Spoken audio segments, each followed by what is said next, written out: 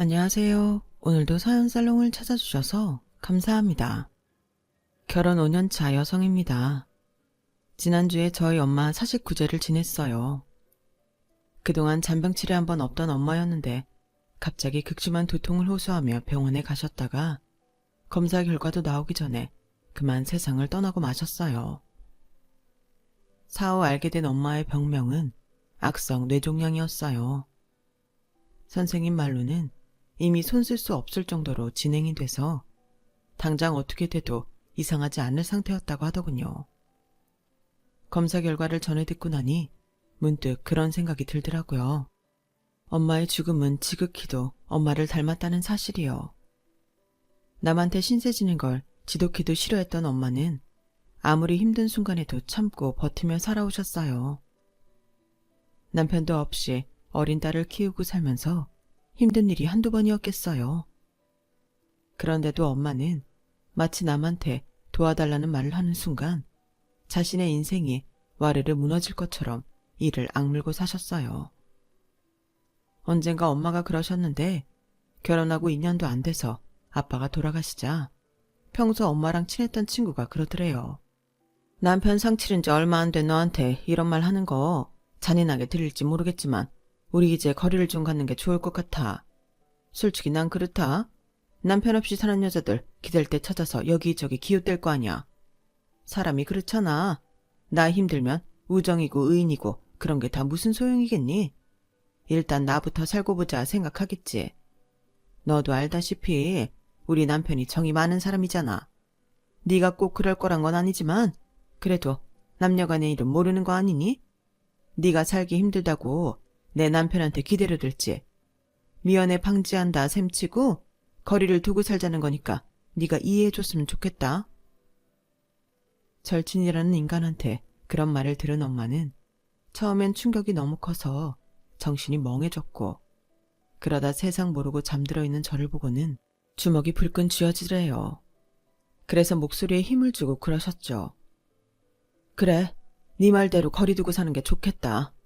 별것도 아닌 남편 하나 끼고 살면서 앞으로도 네가 얼마나 남편 있는 유세를 떨겠니? 네 남편 10트럭을 갖다 줘도 내 남편 손톱 하나랑도 안 바꿀 내가 의부증에 걸려 친구고 뭐고 없이 미쳐 날뛰는 널 보는 것도 가찮고 말이야. 자경아, 정신 차려.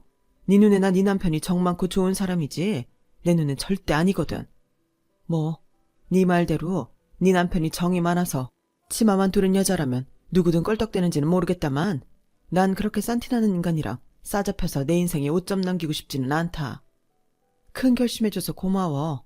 안 그래도 내 애부를 먼저 그만 보자는 말하기 힘들었는데 네 덕에 한시름 놨다. 그날 엄마는 20년 지기 친구랑 절교를 하면서 다짐을 했대요. 남편 없는 여자라고 주위에 손가락질 받지 않도록 남한테 의지하지 않고 스스로 독하게 살아야겠다고요. 그래야 하나뿐인 딸 앞에서 당당할 수 있을 거라고요. 그렇게 다짐을 한 엄마는 아기 살결처럼 부드럽던 손에 굳은 살이 덕지덕지 박히도록 억척스럽게도 일을 하며 저를 키우셨어요. 자라면서 엄마가 우는 모습은 단 한 번도 볼 수 없었을 정도로 엄마는 세상 누구보다 강한 분이셨어요.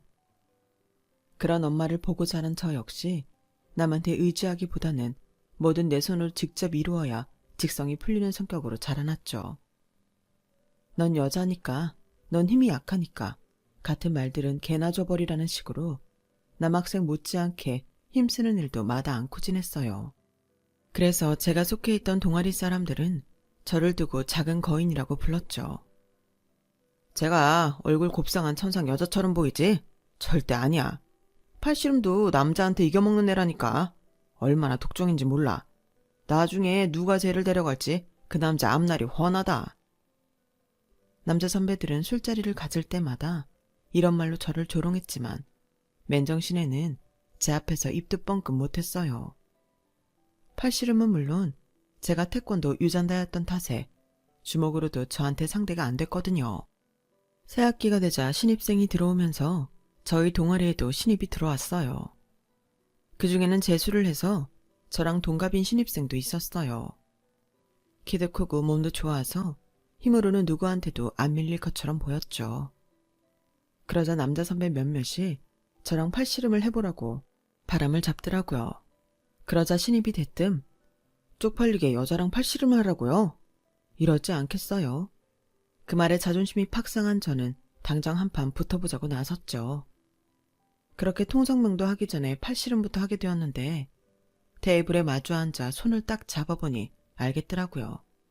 내가 지겠다는 걸요. 악력이 장난이 아닌 거예요. 그리고는 순식간에 제 손목이 훅 넘어가 버렸죠. 남자 선배들은 신입의 첫 승에 자기 일처럼 기뻐하더군요. 축구 대표팀이 월드컵 16강에 오른 것처럼 미친놈들처럼 발광하며 날뛰는데 그 꼴을 보니 기분이 더 상했어요. 오히려 첫 승을 따낸 신입은 난처한 표정이더라고요. 그게 더 화가 났어요. 이겼으면 당당하게 좋아하든가 왜 내 눈치를 보냐 이거죠. 그러면서도 머릿속으로는 다음 판을 해보나 마나 질 게 뻔한데 꼭 해야 하나 싶더라고요. 그래도 이대로 포기하자니 자존심이 허락치 않아서 끝까지 해보기로 했어요. 그렇게 두 번째 판이 시작됐는데 이게 좀 이상한 거예요. 이전 판만 해도 바위처럼 꿈쩍도 않던 신입의 손목이 지가 알아서 휙 돌아가더니 그대로 바닥으로 떨어지더라고요. 그래놓고는 지도 민망했는지 그러는 거예요. 와, 희주 선배님 힘이 장난 아니시네요. 아까 제가 이긴 건 정말 운이 좋았던 것 같아요. 저 기권하겠습니다. 그 말에 남자 선배들은 무척이나 아쉬워하며 한 판 더 해보라고 권유했지만 신입은 한사코 거절을 했어요. 그리고는 제 눈을 피해 슬금슬금 동아리방을 나가더라고요. 거기서 너 일부러 그랬지? 왜? 내가 너한테 상대도 안 돼서 재미없어졌냐? 그래서 이러는 거야? 저는 기어이 쫓아나가서 한마디 했어요. 그러자 신입이 그러더라고요. 아닌데, 나 정말 이길 자신이 없어서 그만둔 건데. 눈앞에서 비누향 폴폴 풍기는 여자 손을 끝까지 잡고 있을 자신이 없었다고. 그 말을 하며 제 눈을 똑바로 바라보는데 순간 제 얼굴이 다 화끈거리더라고요. 내 앞에서 옷을 벗은 것도 아니고 야한 말을 한 것도 아닌데 왜 그렇게 심장이 콩닥거리던지. 안 되겠다 싶어서 제가 먼저 돌아섰어요. 그랬더니 제 등 뒤에서 그러더라고요. 희주 선배, 앞으로 남자들이랑 팔씨름하지 마. 선배가 딴 남자 손잡고 있는 거 보면 샘날 것 같으니까. 알았지? 꼭이다. 저는 녀석이 다짜고짜 반말을 하는데도 뭐라고 하도 못 내고 그대로 복도를 따라 걸었어요. 와, 뭐 저런 놈이 다 있냐? 혼잣말처럼 중얼거리면서요. 대학교 2학년이 되도록 남자친구 한번 사귀어 본 적 없던 저로서는 그때 신입한테 느꼈던 감정이 정확히 뭔지 알지 못했어요. 어릴 때부터 태권도장에서 남자애들과 겨루기를 하며 몸으로 부득이온 저였지만 그래서 오히려 남자를 이성적으로 느끼는데 둔감했던지도 모르겠네요. 그런 저를 뒤흔든 게 바로 신입이었어요. 이후에도 신입은 저랑 있을 때면 을에 반말을 했고 별거 아닌 말로 제 얼굴을 달아오르게 했지만 그 이상 선은 넘지 않았어요. 제 머리로는 이게 도대체 무슨 사이인지 모르겠어서 친구한테 조언을 구했더니 신입이 제게 마음이 있는 거라고 하더라고요.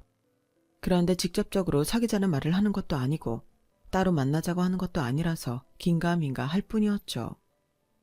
그렇게 시간은 흘러 2학기 기말고사 마지막 날이었어요. 시험을 끝내고 홀가분한 마음으로 동아리방에 갔더니 선배들이 신입의 어깨를 두드려주며 위로하고 있더라고요. 희주야, 정우 군대 영장 나왔단다. 다음 주에 입대한대. 오늘 환송 파티 할 건데 너도 할 거지? 순간 심장이 쿵 내려앉는 것 같았어요. 시작도 못 해보고 이렇게 끝나는구나 생각하니 허탈해서 헛웃음만 나더라고요. 그래서 술자리에서도 내내 별말 않고 술만 마셨어요. 맥주를 잔뜩 마신 탓에 화장실이 급했던 저는 종종 걸음을 치며 화장실이 있는 옆 건물로 들어갔어요. 그렇게 볼일을 보고 나왔는데 건물 입구에 누가 서 있더라고요. 화장실 때문에 입구 문은 열어놓았지만 건물 내 불은 다 꺼져 있던 터라 입구에 서 있는 사람 얼굴은 보이지 않았어요. 제 발소리에 사람이 계단을 걸어 내려오는 걸 분명히 알았을 텐데 고개 한번 안 돌리더라고요. 순간 손에 땀이 났어요. 제가 아무리 태권도 유단자이긴 해도 술까지 잔뜩 마신 데다가 온전히 발을 뻗을 공간도 안 되는 상황에 상대가 흉기라도 들고 있다면 꼼짝없이 당하게 될 테니까요. 그래서 발걸음을 멈추고 상대가 건물을 나가기를 기다렸어요. 그런데 희주 선배, 나 여기서 언제까지 기다려야 돼? 할 말 있어. 내려와봐. 그제야 안도의 한숨을 쉰 저는 계단을 따라 내려왔어요. 설마 쫄았던 거야? 천하의 윤희주가? 우리 희주도 여자는 여자구나. 뭐? 이 자식이 어디다 대고 우리 희주래. 너 군대 간다고 선배 앞에서 너무 막 나가는 거 아니야? 아, 군대만 아니면 내 손에 어디 한 군데 쥐어 터진 건데. 너 운 좋은 줄 알아라? 그리고 몸 조심하고 잘 다녀와. 뭐야, 면회 한번 안 올 사람처럼. 면회 올 거지? 나 기다린다. 그러거나 말거나. 말은 그렇게 했지만 신입이 자대 배치받고 처음 면회를 갔던 사람이 저였어요. 다짜고짜 전화를 해서는 면회 오라고 하더라고요. 저는 그냥 가벼운 마음으로 치킨을 사들고 갔는데 막상 가보니 제가 첫 면회였더라고요. 대개는 부모님이나 여자친구를 부르는데 신입이 저를 불렀던 거예요. 그러면서 첫 면회자로 저를 선택해 준 걸 고맙게 생각하라느니 못 본 사이 피부가 까칠해졌다느니 하면서 PX에서 산 화장품을 주더라고요. 서로 투덕대며 떠들다 보니 면회 시간이 끝나서 신입을 뒤로하고 부대를 나왔어요. 그런데 나도 모르게 울컥한 거예요. 따지고 보면 우리는 아무 사이도 아닌데 말이죠. 그 후로도 저는 시간이 날 때마다, 아니, 일부러 시간을 내서 신입 면회를 다녔어요. 서로 간에 사귀자는 말은 없었지만 신입의 부대원들은 저를 신입 여자친구라고 알고 있었고 저도 신입도 그 말을 부정하지 않았어요. 그렇게 얼렁뚱땅 연인이 된 우리는 신입이 제대를 하고 대학을 졸업할 때까지도 관계가 이어졌어요. 이제는 둘 다 어엿한 직장인이라서 학생 때보다는 씀씀이도 나아졌지만 이상하게 용돈은 늘 쪼들리곤 했어요. 그건 바로 우리의 데이트 패턴 때문이었죠. 남자친구가 나름 미식가여서 만날 때마다 맛집을 찾아다니다 보니 별로 하는 거 없이 밥 한 끼 먹고 헤어지는데도 돈이 꽤 들더라고요. 그래서 생각도 못해 데이트 식비 좀 줄일까 하는 마음에 남자친구 집에 반찬거리를 싸들고 가서 음식을 해먹었어요. 그랬더니 제가 만든 음식이 입에 맞았는지 그러더라고요. 야, 너 음식 솜씨가 장난이 아닌데? 딸은 엄마 음식 솜씨 담는다는데 어머님도 솜씨가 좋으신가 봐. 당연하지. 우리 엄마가 식당 경력이 몇 년인데 동네에서 맛집으로 소문났다고. 그래? 그럼 언제 인사도 드릴 겸 어머니 식당에 갈까? 남자친구는 그저 맛있는 밥 한 끼 먹으러 오겠다는 얘기였을 테지만 저는 그 말에 설렜어요. 왜? 밥 먹으러? 아니, 결혼 승낙 받으러. 나 다음 달이면 적금 만기거든. 물론 은행 대출도 받아야겠지만 그래도 지금 상황이면 집도 마련할 수 있을 것 같아. 오래 기다려줘서 고마워. 매번 결혼 얘기가 나올 때마다 구렁이 담 넘어가듯 슬쩍 넘기던 사람이라서 결혼 생각은 없는 줄 알았는데 나름의 계획을 가지고 있었더라고요. 그날 우리는 서로의 접근 금액을 오픈하고 우리 상황에 가능한 신혼집과 결혼식 규모에 대해 얘기했어요. 그리고 며칠 뒤 남자친구를 데리고 저희 엄마가 하시는 식당으로 갔어요. 태어나 처음 엄마한테 남자친구를 소개하는 자리라서 저도 엄마도 긴장하기는 마찬가지였죠. 남자친구도 처음에 무척 떨린다고 약한 척을 하더니 저희 엄마가 만들어주신 닭도리탕을 한 입 먹어보고는 이내 맛집 투어를 온 사람처럼 먹는데 열중하더군요. 연신 맛있다는 말을 하며 밥을 3공기나 비운 탓에 좀 창피하기까지 했는데 엄마는 그 모습이 그렇게 보기 좋으셨던 모양이에요. 사람들 앞에서 늘 당찬 모습이던 엄마였지만 그날만큼은 달랐어요. 저를 잘 부탁한다시며 자식 또래의 남자를 꽤나 어려워하시더라고요. 장모님, 그런 말씀 마세요. 저 그동안 희주도 많이 받고 살았어요. 장모님도 아시겠지만 희주가 좀 멋진 구석이 있잖아요. 저 군대 가고 제대하는 날까지 매주 면회 와준 건 저희 내무반에서 희주 한 사람뿐이었어요. 그 덕에 힘든 군 생활도 버틸 수 있었고 복학해서도 마찬가지였어요. 돈 없는 복학생 남자친구랑 사귀면서 데이트 비용도 자기가 다 내고 저 취업 준비할 때도 자격증 준비부터 면접 준비까지 희주가 다 도와줘서 가능했어요. 20살 이후로 저 사람 만들어준 건 희주예요. 이제는 그동안 제가 받은 거 희주한테 갚으면서 살게요. 그러니까 걱정 마세요. 그날따라 남자친구는 유수처럼 유려하게 말을 이어갔고 덕분에 저희 엄마는 한시름 놓으셨어요. 우리 집에서 엄마한테 점수를 한껏 딴 남자친구와 달리 저는 환영받지를 못했어요. 제 키가 좀 작다는 게 이유였죠. 어머님은 대놓고 제 키를 물으시며 저를 무안하게 만드셨어요. 세상에, 너 키가 150은 되니? 요즘 애들은 다들 키도 크던데 넌 왜 그렇게 작니?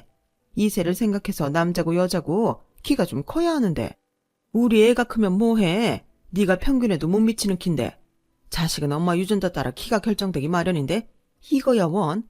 난장이 똥자루만 하니? 엄마, 사람 앞에 두고 무슨 말이 그래? 그리고 희주 키 그렇게 안 작아. 아담한 사이즈라고. 아담한 거 다 얼어 죽었다 얘. 네가 직접 말해봐라. 너 키가 몇이니? 제 키요? 정확히 156.2cm예요. 작은 편이긴 하죠. 하지만 살면서 그리 불편한 정도는 아니에요. 그런데도 시어머니는 제 키를 듣자마자 마치 하늘이 무너진 것처럼 혀를 차며 한숨을 쉬셨어요. 사실 저희 시어머니 키가 좀 크시거든요. 그 연세에 167cm니까 커도 많이 큰 편이죠. 아니, 그런다고 처음 인사 온 며느리감한테 키 작다고 타박을 하실 일인가요? 그날 인사를 드리고 나와서도 내내 기분이 안 좋았어요. 그래서 애꿎은 남자친구한테 화풀이를 해댔죠. 신경 쓰지 마. 엄마가 괜히 그러시는 거야. 그러니까 왜 괜히 그러시느냐고. 안 그래도 긴장하고 간자린데 꼭 그러셔야 하느냔 말이야. 실은 엄마가 나한테 삐친 게 있어서 그래. 내가 장모님 모시고 살겠다고 했거든. 얘기를 들어보니 처음부터 저희 엄마를 모시고 살 생각은 아니었다고 하더라고요. 그런데 막상 저희 엄마를 만나서 얘기를 나눠보니 저희 엄마 인생에서 제가 차지하는 부분이 얼마나 큰지 알겠더라나요. 남편도 없이 딸 하나 믿고 살아오셨는데 내가 너만 쏙 빼가면 어머님이 얼마나 적적하시겠어? 30도 안 된 나이부터 딸 자식 때문에 재혼도 않고 사셨는데 그 인생을 보상해드리지 못해도 조금이나마 위로는 해드려야 하잖아. 그래도 자기 부모님이 싫어하실 텐데 그래도 돼? 게다가 엄마 모시고 살려면 집도 우리 계획보다 더 큰 데로 이사가야 할 텐데 돈은 어쩌고. 하는 데까지 해보지 뭐. 정 안 되면 장모님께 좀 도와달라고 하지 뭐. 생각지도 못한 남자친구의 제안에 울컥할 정도로 기뻤어요. 물론 시부모님께 면목 없는 일이긴 하지만 말이에요. 그런데 그날 밤 엄마한테 그 얘기를 했더니 절대 안 된다고 거절하시는 거예요. 말도 안 되는 소리 하지 마. 니들 신혼집에 왜 내가 들어가 사니? 날 눈치 없는 늙은이로 만들 참이니? 나도 이제 내 인생 즐기고 살 거니까 너도 엄마 걱정하지 말고 네 인생 살아. 정서방한테는 네가 얘기 잘해주고. 결국 엄마의 반대로 저희와 합가를 하는 문제는 없던 일로 되었어요. 대신 저희가 엄마 집 근처에 신혼집을 잡기로 했죠. 그 문제로 시어머니한테 한 소리를 듣긴 했지만 이번엔 저도 물러설 수 없었어요. 평생을 저랑 단둘이 살아온 엄마인데 당장 제가 출가하고 나면 너무 적적하실 것 같아서 걱정이 됐거든요. 엄마, 우리 장모님 음식 솜씨가 얼마나 좋은지 알아? 장모님 근처에 살면 매일같이 맛있는 밥 먹고 살 수 있는데 그 좋은 기회를 왜 말리는 거냐고. 엄마도 알잖아. 나 입맛 까다로운 거. 엄마는 아들이 잘 먹고 잘 사는 게 그렇게 배 아파? 이 녀석이 누가 그렇대.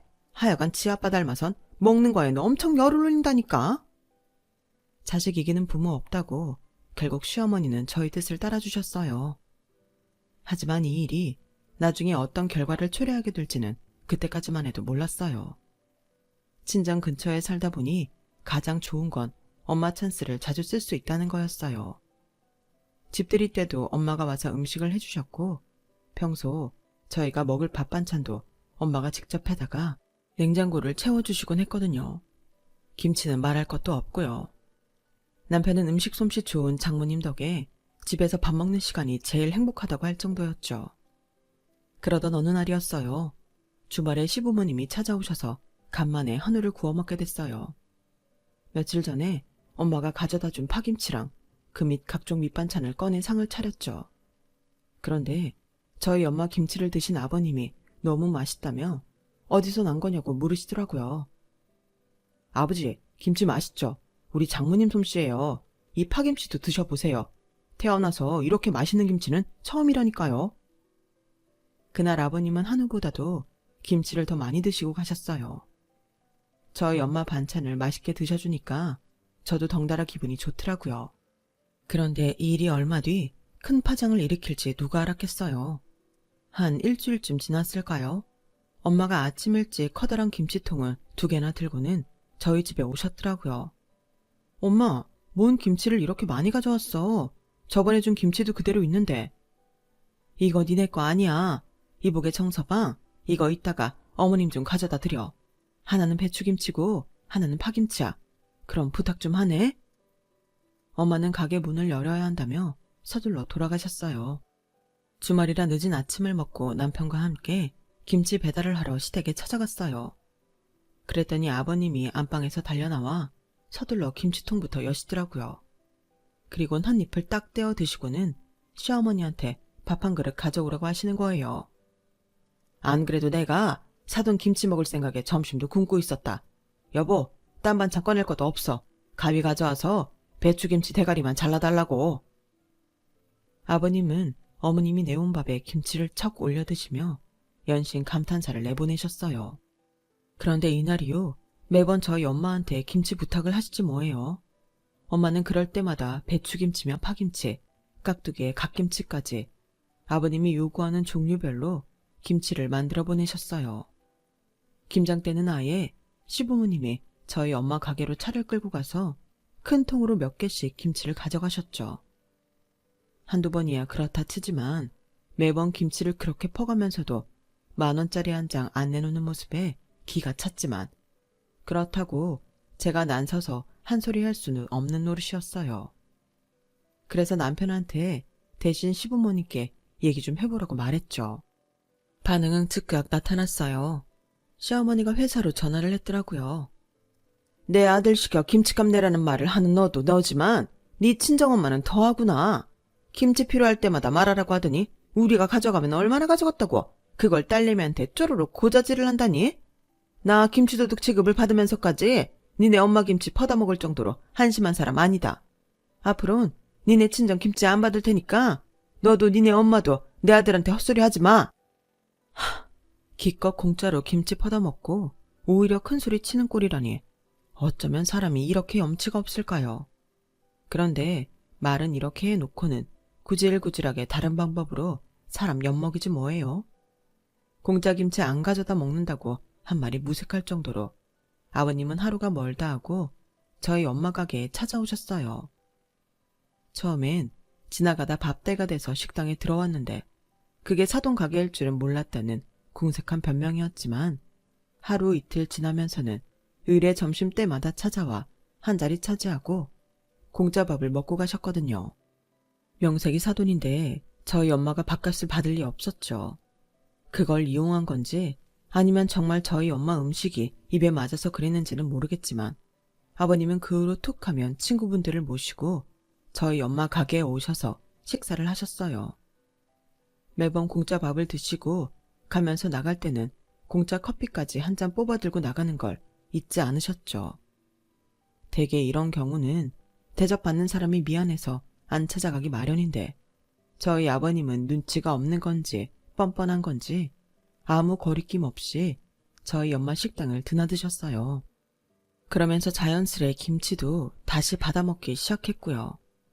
결국 보다 못한 남편이 매번 저희 엄마한테 김치값과 아버님 식사 비용을 내기는 했지만 저희 엄마가 그 돈을 받을 리 만무했죠. 아버님이 저희 엄마 식당에 발길을 끊게 된 건 다름 아닌 제 출산 때문이었어요.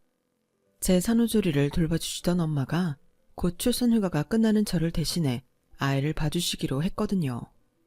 그동안 식당을 하시느라 변변히 쉬지도 못했던 엄마는 이참에 친구한테 가게를 넘기고 이제 좀 쉬겠다고 하신 거예요.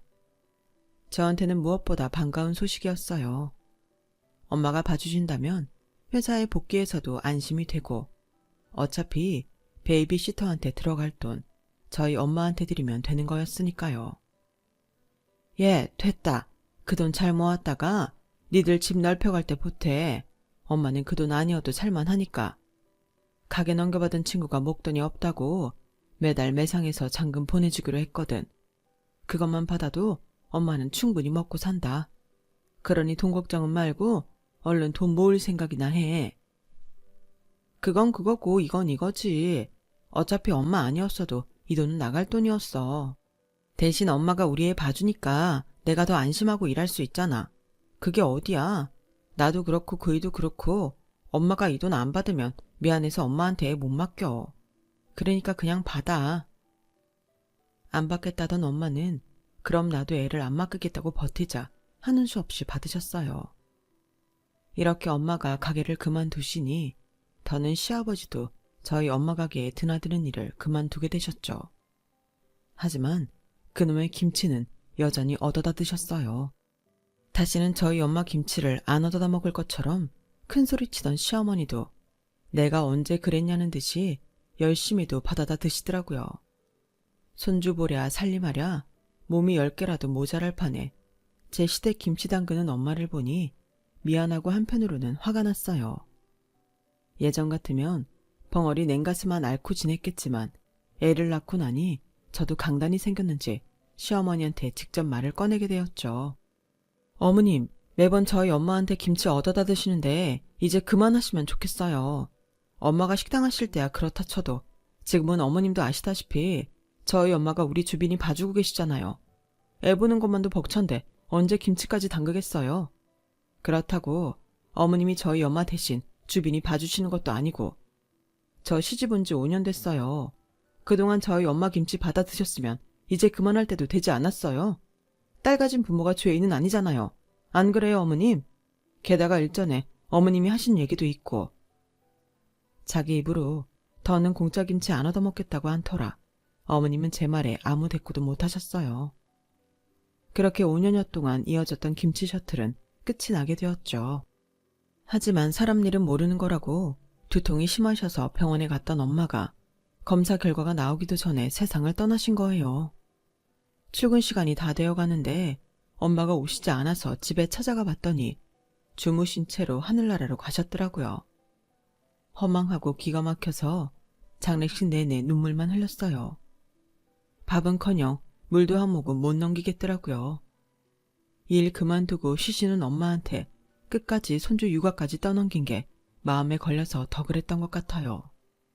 그런데 그때는 경황이 없어서 몰랐는데 저희 엄마 장례식에 저희 시부모님이 코빼기도 안 보이시더라고요. 장례 기간 동안 저희 애를 봐주시느라 그랬다고는 하지만 그래도 사돈간에 조문도 안 오는 건 너무하지 않나요? 그런데 그보다 더 황당한 일이 생긴 거예요. 장례식이 끝나고 좀처럼 마음을 추스릴 수가 없어서 엄마 집에 가서 엄마 유품을 정리하다 잠깐 잠이 들었는데 밖에서 번호키 누르는 소리가 들리더라고요. 처음엔 꿈인 줄 알았어요. 그런데 이어지는 말소리를 듣고는 이게 꿈이 아니라는 걸 알게 되었죠.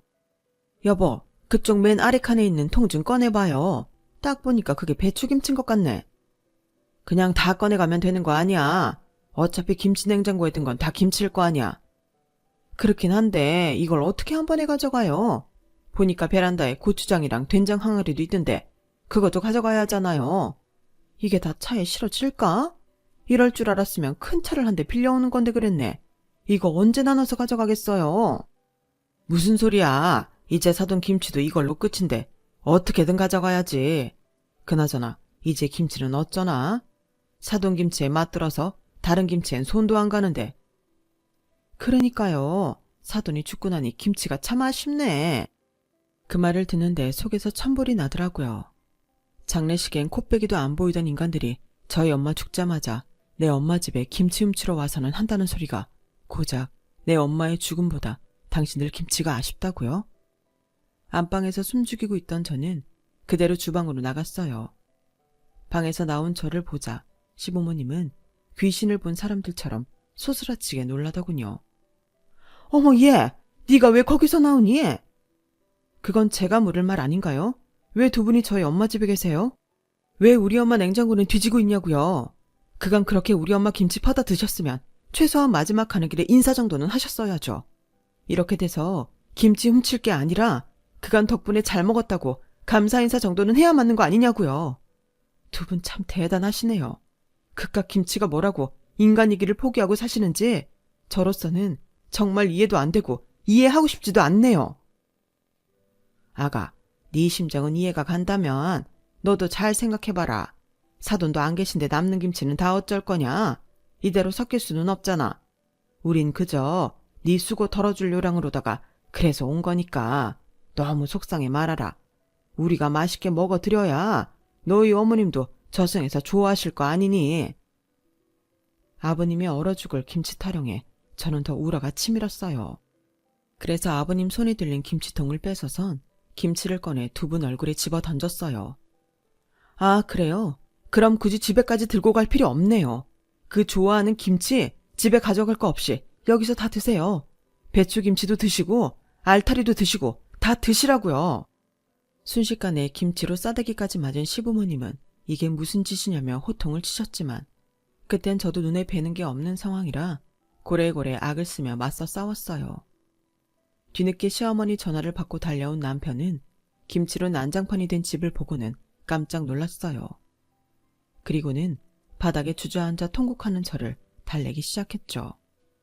아버님은 담배를 뻑뻑 피우시며 며느리한테 김치 싸대기를 맞을 줄은 몰랐다며 말세라고 한탄을 하셨고, 어머님은 제가 보고 배운 게 없어서 밑바닥이 드러난 거라며 비아냥거리셨어요. 그러자 남편이 두 분을 노려보며 말했어요. 이 사람 경험 없을 거라고 대신 장모님 집 정리해 주시겠다고 비밀번호 물으신 거 아니었어요? 아니면 정말 장모님 김치 훔치려고 오신 거예요? 그런 거냐고요? 예, 아무렴 우리가 김치 훔치자고 왔겠니? 그저 온 김에 김치 상할까 봐 들고 가자 했던 거지. 그걸 제가 곡해하곤 이 난리를 친 거 아니니? 어머님은 되도 않는 변명을 하셨어요. 퍽이나 그러셨겠네요. 애초에 장모님 장례식에도 안 오신 분들이 장모님 집 정리를 해주겠다고 해서 반신반의했는데 이게 목적이었던 거죠. 저 어머님 아버님 자식이에요. 다른 사람은 속여도 저는 못 속인다고요. 왠지 아세요? 그동안 살면서 두 분이 해온 한심하고 찌질한 모습을 누구보다 제가 잘 알기 때문이라고요. 제 처가 보고 배운 게 없다고요. 그렇게 따지면 저야말로 보고 배운 게 없는 사람 아닌가요? 부모 잃고 마음 아파하는 며느리 심정은 아랑곳 않고 자기 입에 들어갈 그깟 김치 쪼가리에 정신 팔려서 도둑질이나 하는 파렴치한들 밑에서 제가 뭘 보고 배웠겠냐고요. 창피한 줄을 아세요. 적어도 두 분이 인간이라면 모든 걸 제 아내 탓으로 돌리기 전에 본인 스스로 반성하시라고요. 저요, 오늘 이 시간 이후로 두 분 자식 노릇 그만할 생각입니다. 내 아이한테 떳떳한 부모가 되기 위해서라도 두 분 자식 그만할 거라고요.